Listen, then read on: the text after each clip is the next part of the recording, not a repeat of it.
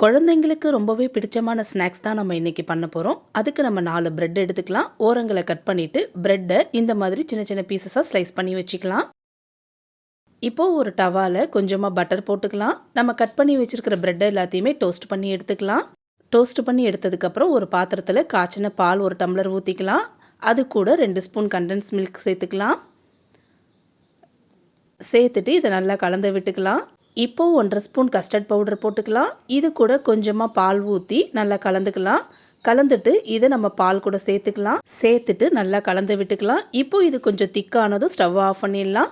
நம்ம டோஸ்ட் பண்ணி வச்சுருக்கிற ப்ரெட்டு மேலே நம்ம ரெடி பண்ணி வச்சுருக்கிற கஸ்டர்ட் புட்டிங்கை மேலே ஊற்றிக்கலாம். நமக்கு பிடிச்ச நட்ஸை சாப் பண்ணி மேலே தூவி விட்டுக்கலாம். அவ்வளோதான், நம்மளுடைய சூப்பரான tossed bread custard pudding ready. Taste ரொம்ப நல்லாயிருக்கும். நீங்களும் ட்ரை பண்ணி பார்த்துட்டு எப்படி இருந்துச்சுன்னு கமெண்ட் பண்ணுங்கள். இந்த மாதிரி செஞ்சு சாப்பிடும்போது குழந்தைங்களுக்கு மட்டும் இல்லை, நமக்குமே ரொம்ப பிடிக்கும். மறக்காமல் நம்ம சேனலை லைக் பண்ணுங்கள், சப்ஸ்கிரைப் பண்ணுங்கள். மீண்டும் ஒரு சூப்பரான வீடியோவில் சந்திக்கலாம். அது வரைக்கும் பை ஃப்ரம் லச்சு விலாக்ஸ்.